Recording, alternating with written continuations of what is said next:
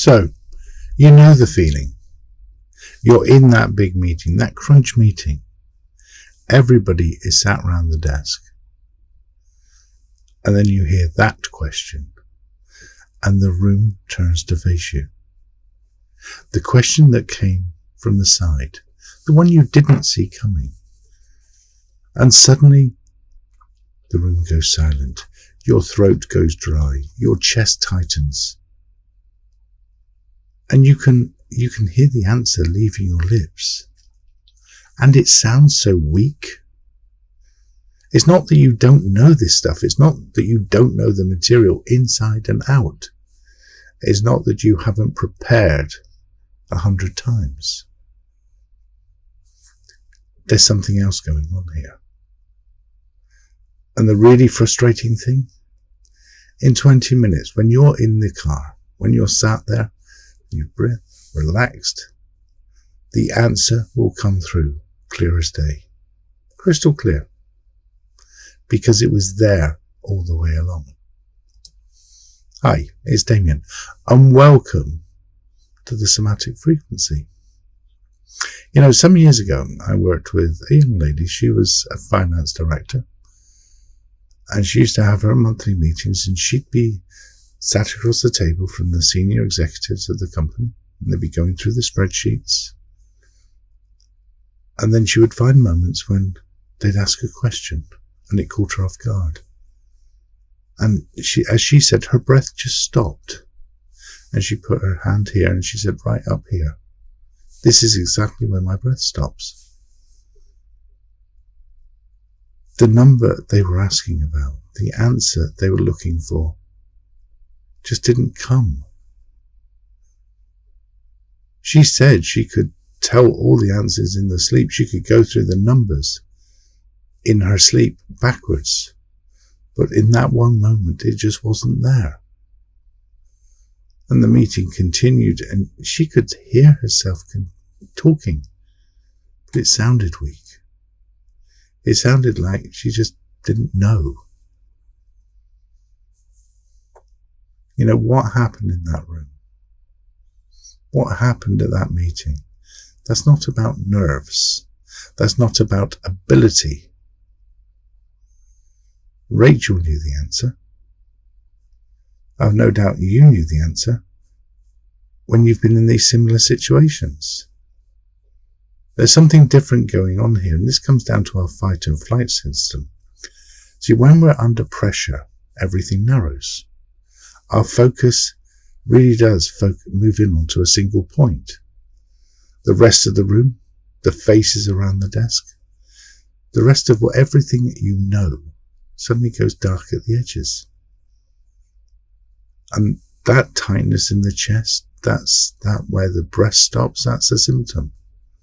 That's a symptom of your field of vision closing in. The answer is actually still there. The right numbers are still there. They are just outside of your perspective at the moment because you're so focused in on the question. You can think of it like this. If you hold a piece of paper right up against your eye with some writing on, you can't read it. Yet, if you move it back, then it becomes clear. Nothing changed about that page. Nothing changed about the lettering.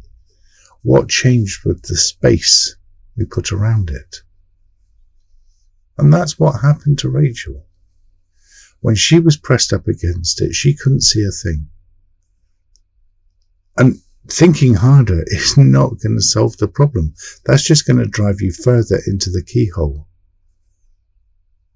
And calming down is just going to make things flat. It's not going to give you a solution. This isn't about any of that. This is about width. It's about context. It's about spreading our awareness that little bit further. So we're not so focused in on that one question. And you know, every single time when you're out of the meeting, when you're back in your car, when you're back in your office, sat at the desk, the answer just arrives. And maybe you do feel like, I want to head straight back up to that meeting and tell them the answer. But the reality is nothing has changed actually in that 10 minutes. You've still got the same mind. It's still the same data. Nothing's changed on the data.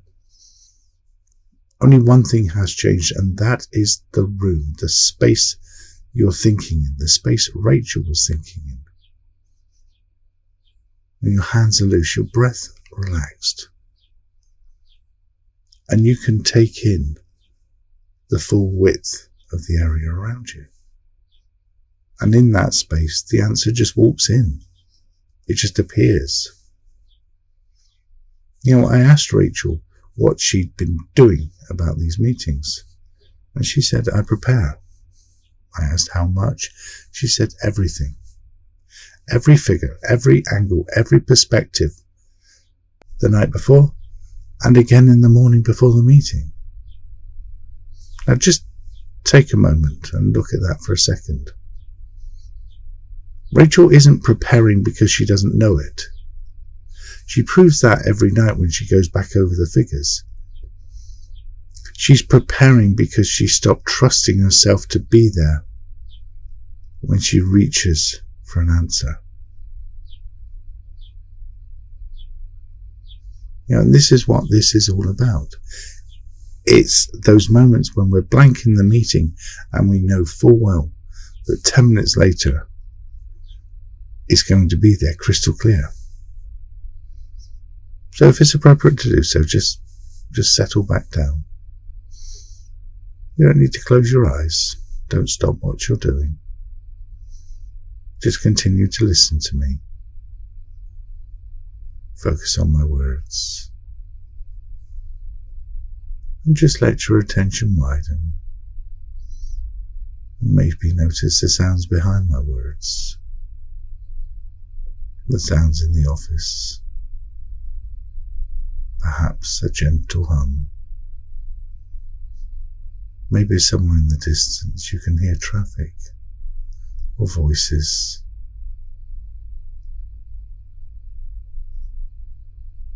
And just let that settle in for a moment.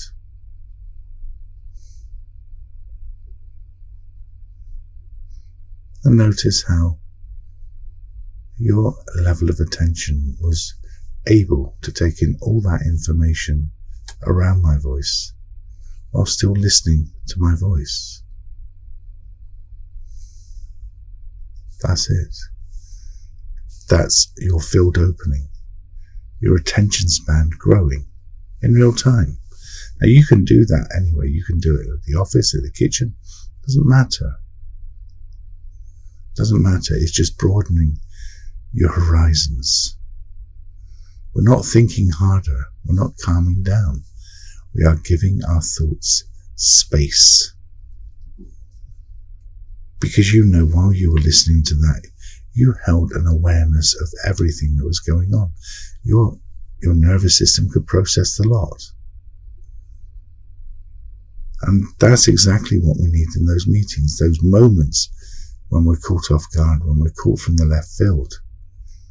We need the space to hold both the question and the width. And this isn't a flaw, don't get me wrong. This is part of the oldest system in your body. It's just firing an assist in a room that it wasn't built for. That aperture isn't fixed. You just widened it in 8 seconds and you can continue to do that. And in doing that, you might notice over the coming days, in those moments when the room turns, the question lands, and you feel your chest start to tighten, and that breath goes a little high, and you can feel it start. And just take a breath and let something open inside. Expand your awareness just a little. Not waiting until the meeting's finished, not waiting until you're back in the car or back at your desk. Just take a moment there and then and feel the expansion spread.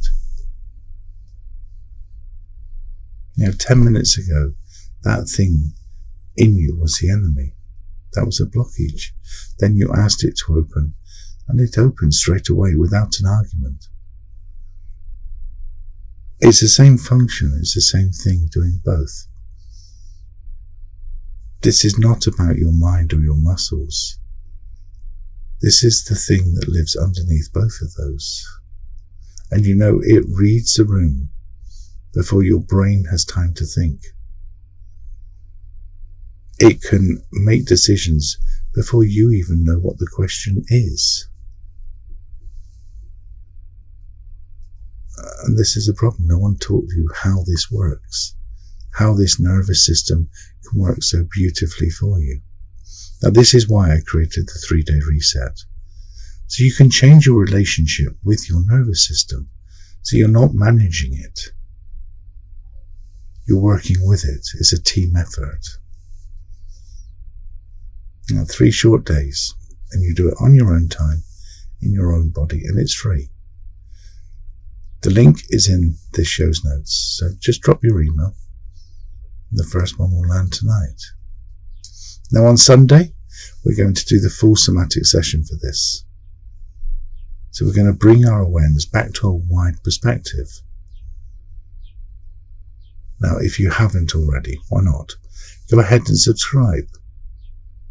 Because you don't want to miss a single episode of this, do you now? So you can know that this episode is complete. So just take a breath. Let it go. The job is done. And look forward to the rest of your day.